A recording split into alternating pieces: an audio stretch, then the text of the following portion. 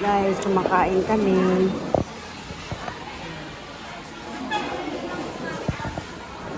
Yan, kumakain po kami.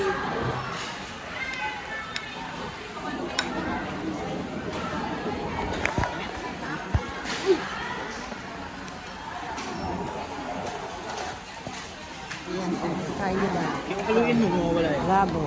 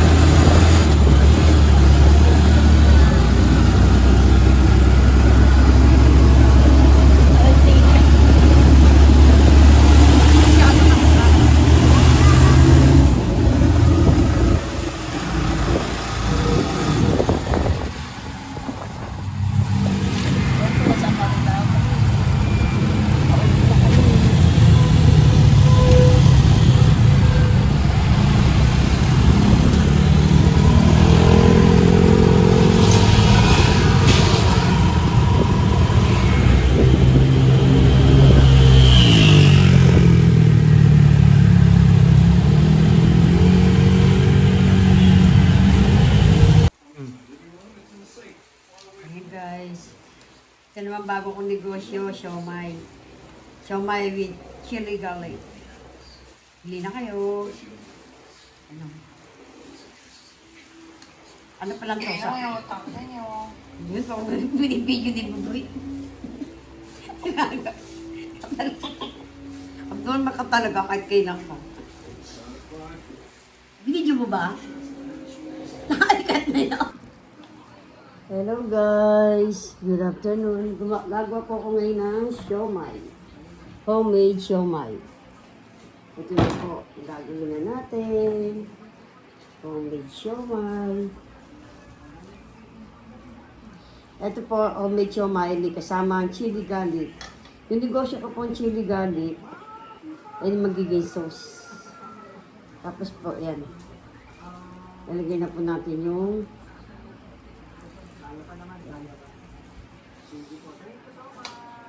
kailangan nakano tayo. Siyempre, pagkain to, kailangan protection natin.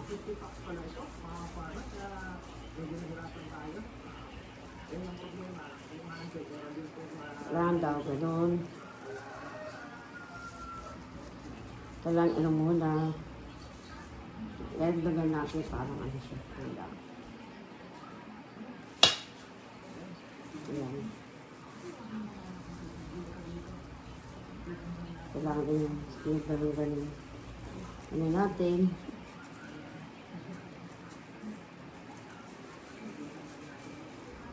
Ayan o. So, kailangan kontihan natin para ano siya. Ayan.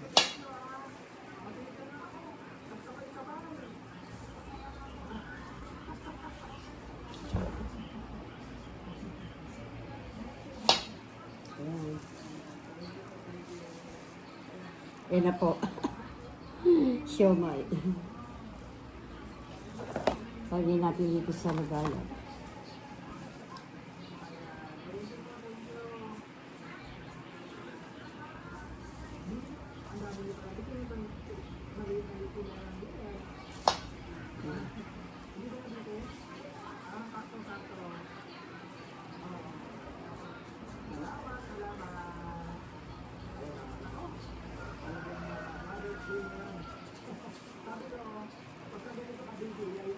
Iwasan natin ng konti kasi maraming salo. Ayan.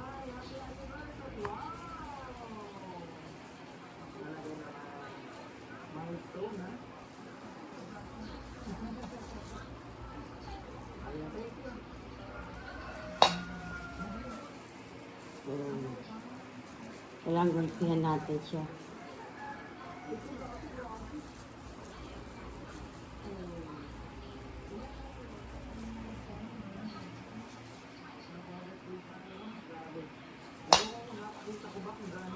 Bagay natin kasi kailangan konti-konti.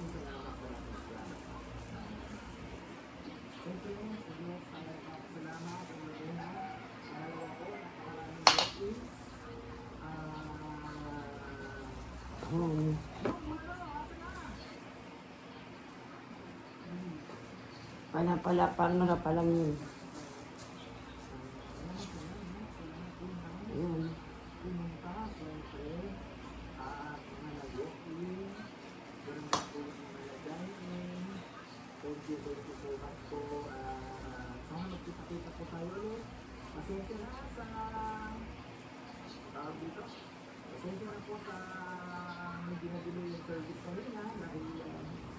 Yan po lang po, sabay-sabay kayong dumating. Ayan. Tapos ang nakita po na dito sa hotel, ang sakit din ng orders nila. May 10 sushi, 10 mama, gano'n. So, ang dami po. Kaya medyo bulampan po ang kakutina. Tapos sa Hansel din, nagsakay din po yung listed nila sa Rizal. Pagkatapos mag-shop dito sa Hansel, Saan po? sumawin din sa Rizal. Nag-shop din, tapos yung Hansel paka busy din. Kaya, ayun, sensya na po. At Ayan po guys. Ang ating family singgawa natin.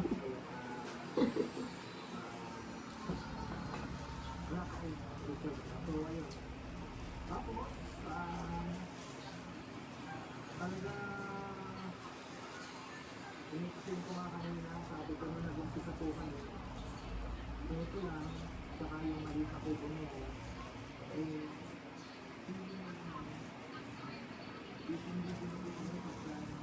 first few months namin. Hindi sila kami kasi Ayan, ayan na po. Ayan na po yung ano natin. Ayan. Kailangan maano siya. Ayan. yung mga kubo niyan, kulong-kulong, nakikita rin naman po sa video. Kasi dito sa kubo, mayroon din nakapulis po. Tapos kumuli niyo, pinakapos pa rin po kaya kaya nagdadagdag din ang kubo. Pero ngayon, ang pinaganda, nasasali na po kami yan para sa mga. Basta ang na lang is sa kitchen, kailangan po talaga maluwagan doon. Dahil hanggat na ilalakot pa, ako po yung kubo. Kasi may tinta tayong ano, chili garlic. Kaya kailangan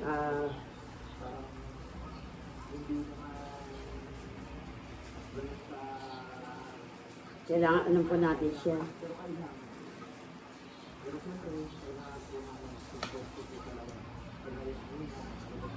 Yan, kailangan ikat natin siya. Yan.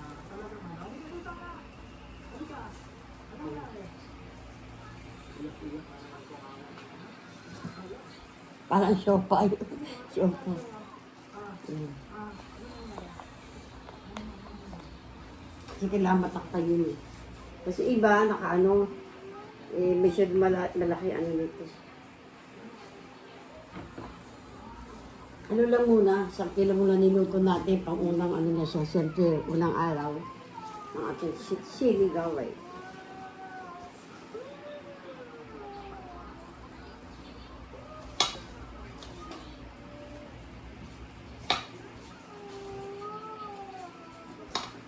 Sabi daw ganyan-ganyan yun.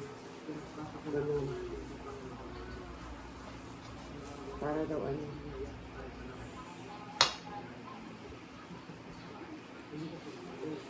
Kailangan ano po natin siya.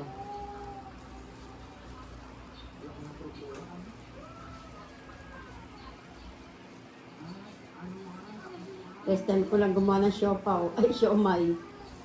Na ganito. Pero naman po kung ano gumawa. Kasi yung siomay ginagawa namin pang ano lang, pang kain. Ito talagang pang nilus ito.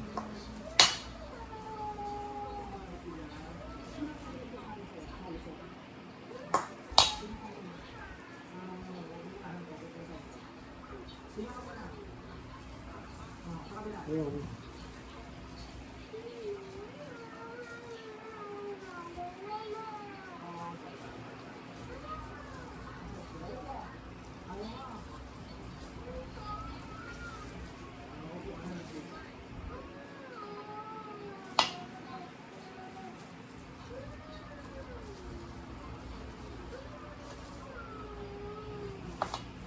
Ayan, iba-iba ko. Ay, siomay.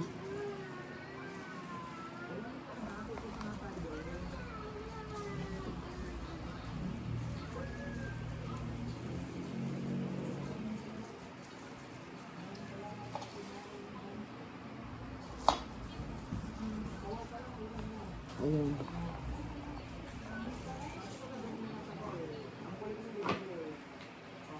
Guys. Ayan po.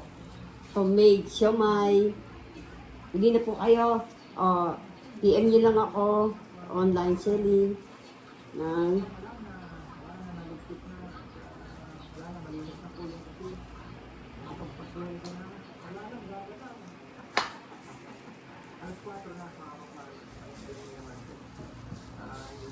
Ayun, ganun mo lang daw siya.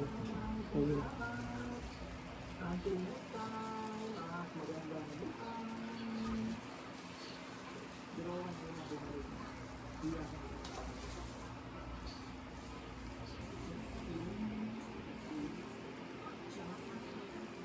Kailangan malaman.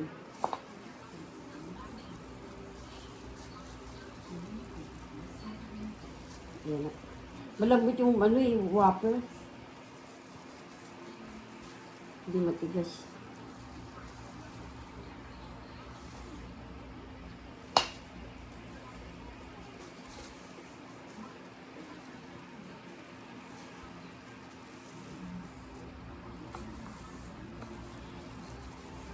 Yan na po guys. Ipakita ko na dito sa inyo pag natapos na. Yan na po guys. Ito na po yung aking siomay. Yan pala ilang piraso pa lang na ko siya napoforma. Yan lang siya. Mahirap iba-ibang korte. Pero pinag-aaralang maigi parang. Pero pag malambot yung mono wafer. Baga. Yan na po yung aking siomay. Guys. Ito na po ako ng sample ng siomay. Ano yung muna unang titikin? Oh, okay, ang lasa. Oh,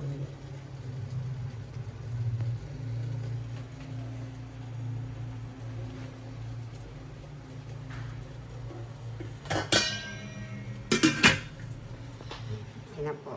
Isa lang na yung siomay.